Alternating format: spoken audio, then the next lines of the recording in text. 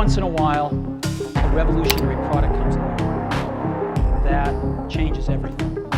Dalam landscape ekonomi global kontemporer, sebuah paradoks yang meresahkan telah berkembang, di mana kemajuan teknologi komunikasi yang masif justru berjalan beriringan dengan isolasi sosial yang semakin mendalam.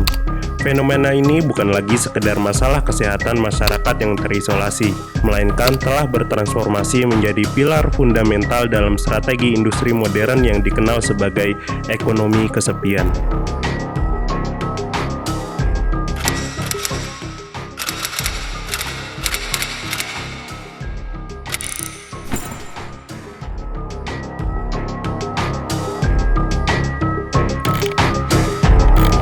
Data global tahun 2024 menunjukkan bahwa sekitar 33% individu di seluruh dunia melaporkan perasaan kesepian, yang berarti hampir 1 dari 4 orang dewasa mengalami isolasi yang signifikan. Di Amerika Serikat, angka ini bahkan lebih tinggi, di mana 52% penduduk melaporkan perasaan kesepian dan 47% menyatakan bahwa hubungan sosial mereka tidak lagi memiliki makna yang mendalam. Kesepian saat ini dirawat oleh struktur pasar untuk menjadi bahan bakar bagi konsumsi keberlanjutan. Di Indonesia, indikator ekonomi makro menunjukkan ketahanan yang kuat dengan pertumbuhan PDB sekitar 5,0% pada tahun 2024, diproyeksikan tetap stabil pada tahun 2026. Namun, di balik angka pertumbuhan ini terdapat tantangan pasar tenaga kerja, di mana pekerjaan yang tercipta sebagian besar berada di sektor dengan nilai tambah yang rendah, sehingga gagal memberikan upah yang layak untuk kelas menengah. Ketidakpastian ekonomi ini dikombinasikan dengan urbanisasi yang cepat, menciptakan kekosongan sosial yang kemudian diisi oleh produk-produk digital dan layanan komersial untuk memenuhi kebutuhan kesepian masyarakat Indonesia. Ekonomi kesepian beroperasi pada amunisi bahwa manusia yang merasa tidak puas dan terisolasi adalah konsumen yang lebih aktif, sebagaimana dijelaskan dalam teori modernitas cair atau liquid modernity. Masyarakat sebagai konsumen tidak didorong oleh kepuasan kebutuhan, melainkan oleh ketidakpuasan keinginan yang terus-menerus. Rasa haus akan koneksi yang tidak pernah benar-benar terpuaskan inilah yang menjadi roda industri tetap berputar. Pertumbuhan ekonomi kesepian ini juga dipicu oleh perubahan gaya hidup di mana aktivitas publik semakin berpindah ke ranah privat di dalam rumah. Teknologi digital telah memfasilitasi pergeseran ini dengan menyediakan hiburan tanpa batas yang dapat diakses dari sofa rumah, namun dengan biaya yang harus kita bayar di mana kehilangan interaksi organik antar manusia. Kesepian yang dirawat ini bukan hanya tentang absennya orang-orang lain, tetapi tentang kehadiran sistem yang membuat interaksi manusia yang tulus menjadi tidak efisien dibandingkan dengan alternatif digital yang telah dioptimalkan.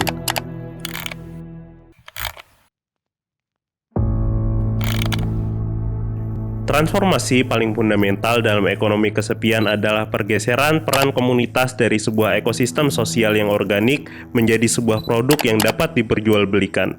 Inti dari perubahan ini adalah kematian tempat ketiga atau death of the third place, sebuah konsep yang diperkenalkan oleh sosiolog Ray Oldenburg untuk menggambarkan ruang publik informal seperti kafe, taman, dan kedai kopi yang menjadi jangkar kehidupan masyarakat di luar rumah, dan kantor sebagai tempat kedua, sedang tempat ketiga yang secara tradisional berfungsi sebagai penyamaan kedudukan antar sesama manusia di mana hierarki sosial ditinggalkan dan percakapan menjadi aktivitas utama, tidak lagi menjadi pilihan karena produk-produk digital kian menjanjikan kebahagiaan yang lebih cepat dan murah.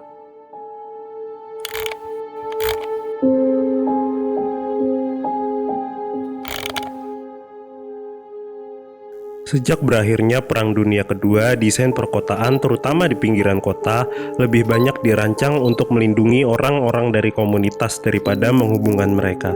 Pemisahan antara wilayah tempat tinggal dan pusat keramaian membuat kita sangat bergantung pada kendaraan. Hal ini secara tidak langsung menghilangkan kesempatan untuk bertemu atau sekedar bertegur sapa dengan tetangga di jalan. Dalam konteks Indonesia, fenomena ini terlihat pada pesatnya pertumbuhan pusat perbelanjaan atau mal sebagai pengganti alun-alun kota atau ruang terbuka hijau.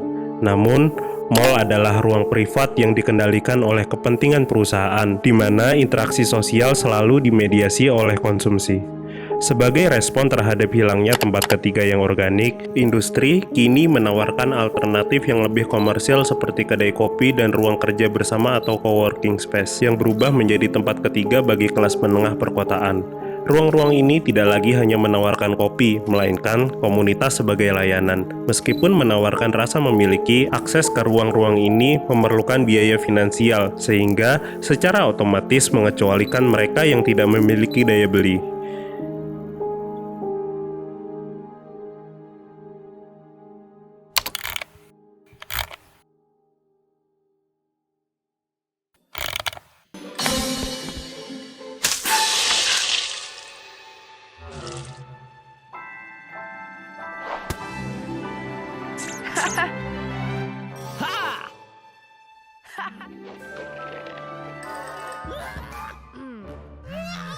Transformasi dari komunitas ke produk mencapai pada puncaknya pada komodifikasi intimasi. Ketika individu tidak lagi memiliki akses ke dukungan sosial yang tulus, pasar menyediakan layanan pendampingan profesional untuk mengisi kekosongan tersebut. Di berbagai negara industri, cuddling atau pelukan profesional telah berkembang sebagai respon terhadap deprivasi sentuhan. Layanan ini menawarkan keintiman fisik non-seksual yang seringkali dilakukan dalam lingkungan untuk menstimulasi kenyamanan rumah sebagaimana mestinya. Di Indonesia, fenomena ini mewujud dalam bentuk jasa sewa pacar yang marak di platform sosial media, dengan tarif mulai dari 100.000 hingga 1,5 juta per jam. Penyedia jasa sewa menawarkan kehadiran sosial untuk menemani belanja, menghadiri pesta pernikahan, atau sekedar melakukan sleep call. Praktik ini menggunakan logika katalog belanja di mana calon penyewa dapat memilih pasangan berdasarkan foto profil, lokasi, dan jenis layanan yang ditawarkan, yang otomatis mengubah pengalaman romantis dan sosial menjadi transaksi ekonomi yang murni. Fenomena ini menunjuk bahwa intimacy kini menjadi bounded authenticity atau keaslian yang terbatas, di mana emosi dan kasih sayang disimulasikan dalam batas-batas kontrak bisnis dan ekonomi. Hal ini menciptakan paradoks baru. Kita membayar orang asing untuk memberikan perhatian yang seharusnya didapat secara gratis dari teman atau keluarga atau kekasih. Namun, karena sifatnya yang transaksional, perhatian tersebut kehilangan makna esensialnya sebagai bentuk kepedulian yang tulus antar manusia.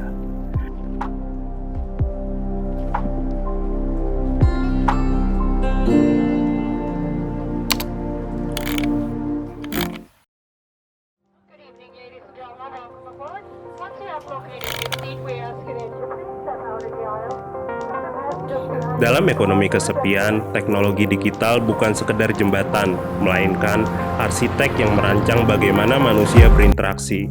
Namun, alih-alih memuaskan rasa haus dengan koneksi, algoritma yang menggerakkan platform media sosial dan aplikasi kencan seringkali bertindak seperti memberi garam pada rasa haus, yaitu menciptakan ilusi kedekatan yang justru memicu kebutuhan akan lebih banyak interaksi digital sehingga tidak pernah merasa cukup.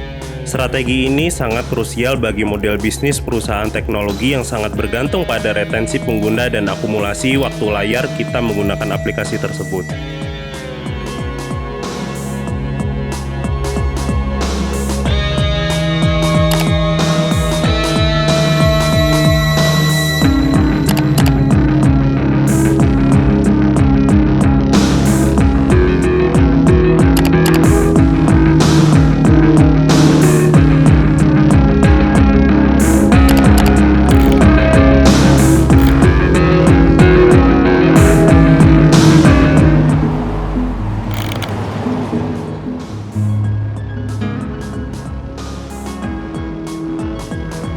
Aplikasi kencan seperti Tinder dan Bumble menghadapi kontradiksi fundamental.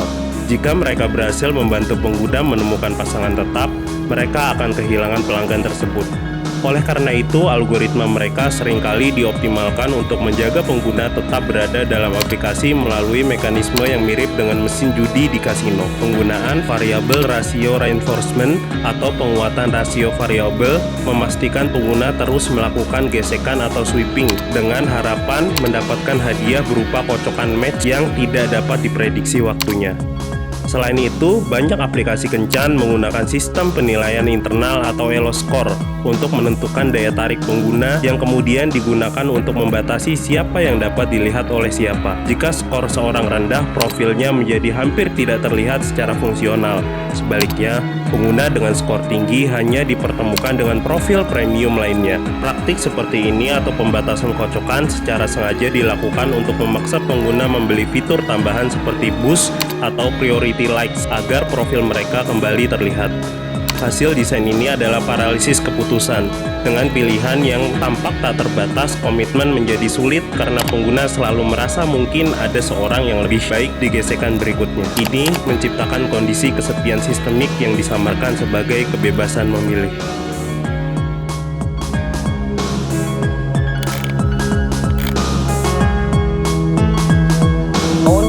Pekerjaan streamer. Streamer itu kita nyanyi. Kalau saya dari jam 7, kadang-kadang sampai jam 12, kadang sampai sore. Kita nggak harus selalu nyanyi terus, kita harus ngobrol juga. Itu selama 5 jam. Paling lama itu 8 jam. Di luar aplikasi kencan, ekonomi kesepian mengeksploitasi kebutuhan manusia akan pengakuan melalui hubungan parasosial, yaitu hubungan satu arah di mana penonton merasa memiliki ikatan emosional secara pribadi dengan pembuat konten atau influencer atau streamer. Gift terbesar itu 10 jutaan. 10 juta itu macam-macam giftnya.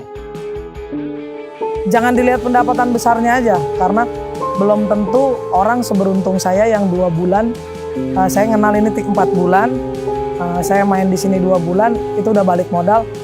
Belum tentu seberuntung saya gitu. Kadang ada yang Meskipun sampai 7 pembuat bulan, konten tersebut sampai tidak 10 mengetahui keberadaan mereka, platform streaming telah menyempurnakan monetasi fenomena ini dengan menyediakan fitur-fitur yang mengaburkan batas antara interaksi publik dan pribadi. Melalui fitur live chat, donasi yang memicu shout-out atau pop-up real-time, dan langganan eksklusif, penonton seolah-olah mereka berada di ruangan yang sama dengan idolanya. Bagi individu yang terisolasi secara fisik atau memiliki kecemasan sosial, ini menawarkan rasa memiliki yang aman dan rendah resiko. Namun, intimasi ini bersifat transaksional. Semakin banyak uang dikeluarkan penonton, semakin besar peluang mereka untuk diakui oleh sang kreator. Ini menciptakan ketergantungan emosional yang dapat dieksploitasi oleh kreator untuk mempertahankan pendapatan mereka, terkadang dengan cara manipulatif terhadap audiens yang rentan, termasuk anak di bawah umur. Algoritma platform ini dirancang untuk mempromosikan konten yang paling efektif dalam menciptakan ketertarikan emosional, seringkali dengan mengorbankan kesejahteraan mental sang kreator maupun audiensnya. Hubungan parasional menjadi pengganti sosial yang membuat interaksi dunia nyata yang lebih kompleks dan penuh tantangan menjadi tampak tidak menarik.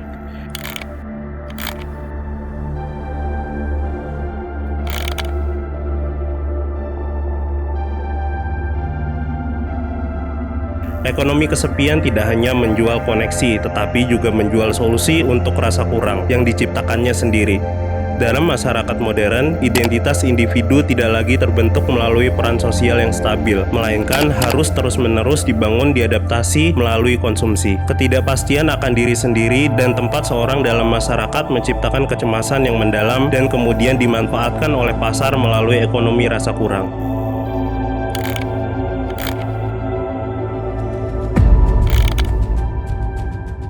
Zygmunt Bauman menjelaskan bahwa kita telah berpindah dari ekonomi berbasis produksi ke ekonomi berbasis konsumsi, di mana integrasi sosial tidak lagi dicapai melalui kelas pekerja atau lingkungan tempat tinggal, melainkan melalui merek, gaya hidup, dan konsumsi simbolis. Dalam kondisi ini, merasa kesepian atau terisolasi adalah tanda kegagalan dalam berpartisipasi dalam siklus konsumsi. Pasar kemudian menawarkan produk pelipur lara, mulai dari aplikasi mediasi hingga kopi specialty yang memberikan rasa aman dan identitas sementara. Begitu juga dengan bagaimana cara kita mengkonsumsi pakaian, kosmetik, dan berbagai macam kebutuhan tersier lainnya. Penderitaan emosional dalam ekonomi ini menjadi terukur karena dikonversi menjadi data pasar. Setiap kegalauan yang diunggah di media sosial, setiap pencarian tentang artikel depresi di Google, dan setiap transaksi di aplikasi kesehatan mental menjadi bahan bakar untuk iklan yang ditargetkan pada spesifikasi market yang sudah memang dibentuk pada awalnya. Rasa sakit manusia diakumulasikan untuk memastikan bahwa solusi yang ditawarkan selalu bersifat konsumtif, bukan transformatif. Seorang filsuf, Byung-Chul Han, memberikan dimensi psikologis pada ekonomi ini melalui konsep masyarakat kelelahan atau burnout society. Han berpendapat bahwa kita telah beralih dari masyarakat disipliner yang penuh dengan larangan atau seharusnya ke masyarakat pencapaian yang penuh dengan motivasi dan segala macam yang bisa kita lakukan. Dalam masyarakat pencapaian, individu tidak lagi menjadi subjek yang patuh, melainkan subjek pencapaian yang bertindak sebagai majikan bagi diri mereka sendiri dalam proyek eksploitasi diri yang sukarela. Kesepian dalam konteks ini adalah hasil dari kompetisi yang tidak henti-hentinya antara individu satu dengan individu lainnya. Ketika semua orang berusaha menjadi versi terbaik dari diri mereka sendiri, orang lain dilihat sebagai saingan atau sekedar alat untuk mencapai tujuan pribadi. Hal ini menyebabkan disintegrasi kemampuan untuk mencintai dan menjalin hubungan yang otentik karena semua interaksi harus produktif dan transaksional. Burnout, depresi, dan ADHD bukan sekedar gangguan klinis, melainkan fenomena sosial dari individu yang kelelahan karena tekanan internal yang terus-menerus dituntut untuk tampil secara prima. Industri kesehatan mental digital di Indonesia mencerminkan tren ini. Contohnya seperti startup Relief dan Hatiplong menawarkan layanan konseling yang fleksibel dan terjangkau, yang sangat dibutuhkan oleh subjek masyarakat tersebut. Namun, ada resiko di mana penyembuhan itu sendiri menjadi bagian dari tugas pemeliharaan agar individu dapat kembali bekerja dan berproduksi dengan lebih efisien, daripada mempertanyakan struktur yang membuat mereka sakit sejak awal.